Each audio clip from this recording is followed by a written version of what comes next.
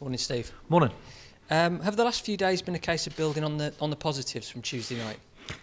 Well, we're disappointed that we didn't win. We've had enough chances to win the game. And as I've said repeatedly, probably since I've been here, our Achilles heel is just not converting those chances. And the frustration then sets in for everybody concerned. But certainly, the other night, the performance of the team was excellent. I know Middlesbrough were down to 10 men very early, but we soon levelled up, unfortunately. But we can take a lot of positives out of it. We're just disappointed that we didn't win. We have to take these draws. We have to convert the draws, what we're getting, obviously into wins if we can. Is it fair to say you're almost nearly there and it's just one win? Well, I hope so. I hope so. We all believe that we're nearly there. I know for a fact that come the end of it, we'll be there or thereabouts. You know, at the moment, we've had a difficult start in terms of points taken. And of course, when that happens, then you leave yourself open. So we've got to just get on with what we're doing. We're not too far short. And hopefully that we can change it in the next couple of weeks. You've got a history of kind of winning the game and then going on a 12-match winning run. Is it almost like you just need that one win to maybe... Well, I hope so. That's what you hope. You hope that you kick it off. In amongst it all, we're unbeaten in 5. But we haven't won enough. So, you know, we're not too far short. But as I keep saying, look, 7 points from 7 games ain't a big enough tally. But it's still very early. There's still 40 games to play, near enough. And a lot to play for. And a long, long winter ahead. So it's been a frustrating start for everybody. But we must win a couple of games to obviously keep away the mass hysteria, which unfortunately engulfs the club very, very, very, very quickly. How good is it to be able to write Kodji's name on the team sheet? Well, Kodja, Jedinak, as I keep saying, were arguably our best players last year. And anybody without the centre forward, who the club have invested a lot of money in, is obviously going to be a miss. And you can crack over a lot of things. Goal scorers, why they cost us the most, and why they're the most expensive is because they're a rare breed. So it's good to have them back. Have you got to be a bit patient with him? Well, that's always a worry. That's always the difficulty. At the end of the day, he's had a fractured ankle. So, but in training now, he looks well. He doesn't look as if he's carrying anything. He's a naturally fit lad, which obviously helps. So, of course, you're worried. But then again, it's a fracture which is healed. It's not muscular, or it's not a tendon, or it's not a ligament. We think he's right, and we'll welcome back. One lad who's not had a lot of headlines is Sam Johnson. How impressed have you been with him, and how good could he be long term? Well, he's had a terrific start. He's had his terrific start, and he ended up last year, you know, towards the back end of the season, proving what a very, very good goalkeeper he is. We've been delighted with Sam. Very quietly, he's gone on with his job. Needed to play, typical of a player who's part to play, and the more games he's got, the better he's become. And certainly, last week against Brentford, he saved the game for us, which was good to see. Henry Lansbury's appeal's been successful. How pleased are you with that? Well, I'm pleased, but for me it was a poor decision. When I need the referee, you know, thankfully justice has been done, but it still doesn't mask over the fact that we had a wonderful advantage, you know, and there was still 35 minutes to play when Henry got sent off. So the advantage we had with 10 men was taken away. But I'm glad common sense has prevailed. Can I check on the fitness of Onoma, Jedinak and Grealish? Grealish particularly, because we've not spoke about him. Grealish is still a while away.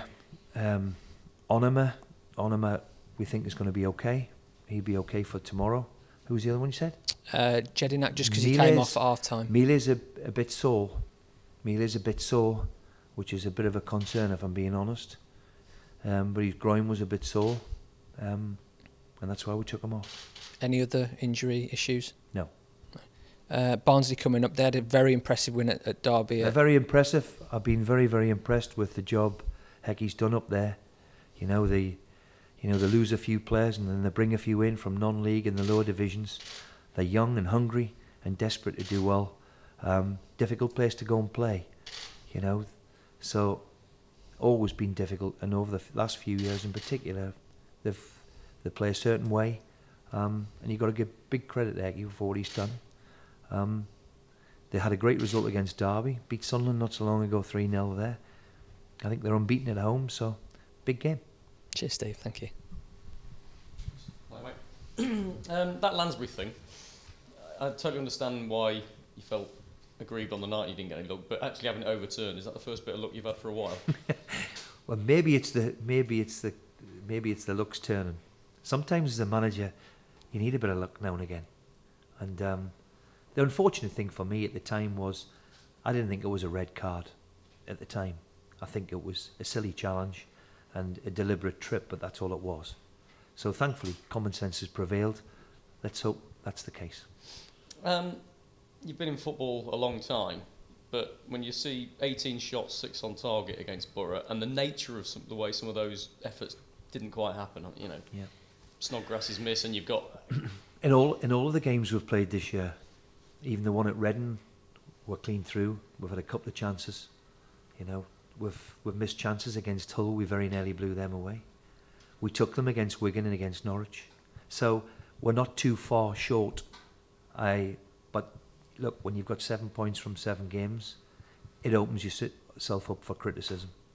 And of course, here at a club like ours, it turns into mass hysteria.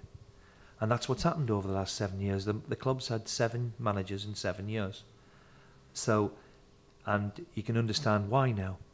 A couple of bad results, all of a sudden it's the end of the world again. We've got a long way to go. We've got a squad which is capable. I know we'll make a challenge. We will make a challenge. We've had a stuttering start, but we've got to take the positives out of it. We've played badly against Brentford and Drew.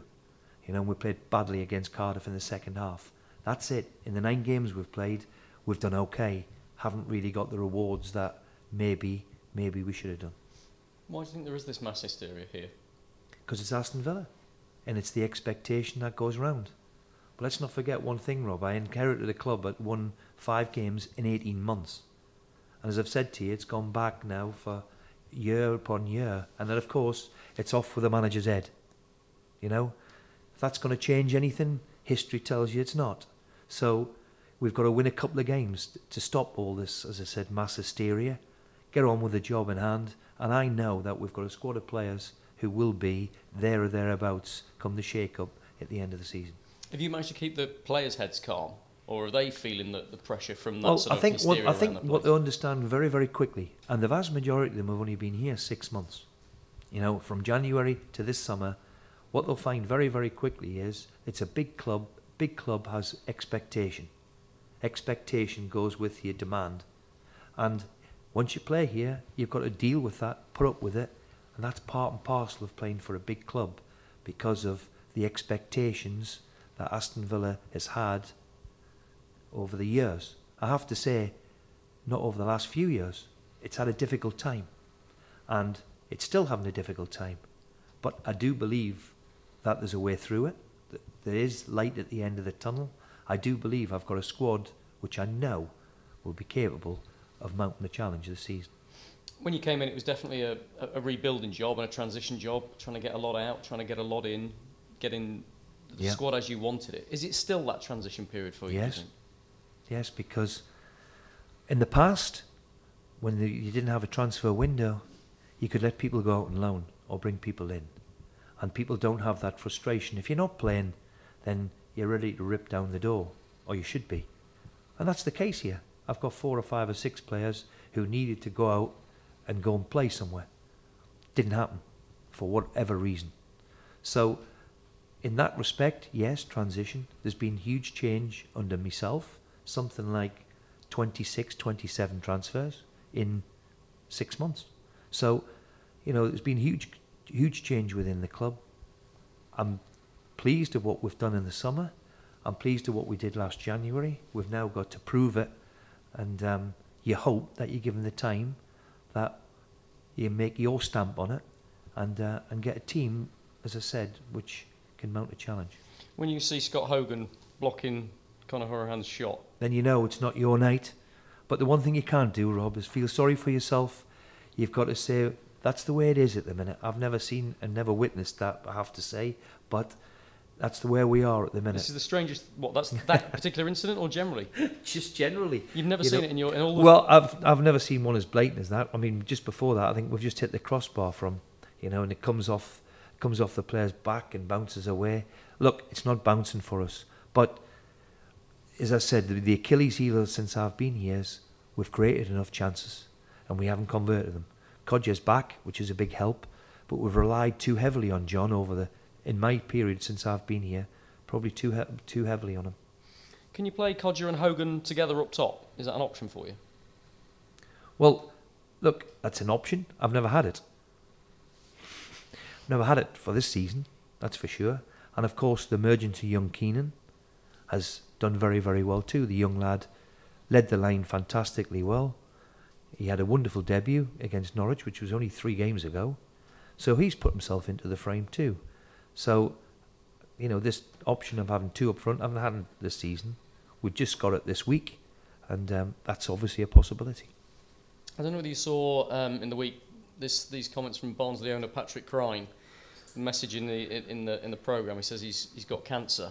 Yeah. Doesn't expect to live out the season, and it was an amazing message really to the football club and what it means to him, that football club. Did you see that, Steve? I didn't see that. I've heard about it, and I know within the football world that the owner hasn't been well. We bought Hourahan and Brie off him last January, and we understood then that the lad was sick. I think it puts in football into perspective of what it really is. That's real life, and from everybody here, we hope that the next few weeks is as comfortable as it can be for the fella, because to write a message like that is quite moving to everybody involved in football. Thank you, mate. Finally, about the game itself, how do you see it going? Do you go there and attack, or because you're actually playing pretty well and you need a break? We go there under no illusion that we have to go and win the match. That's the simple message that I go out every week and try and do. There's been a lot said about formations and this, that and the other and all the rest of it. I don't think we've been too far away. We've created enough chances in a lot of games to win lots of football matches. The same applies tomorrow. We've got to go to Barnsley. Never easy. They're a good side. Done really, really well over the last couple of years in particular under Hecky and his mob. And they'll be a tough nut to crack. Always are at Barnsley. And I'm expecting a difficult game like it normally is.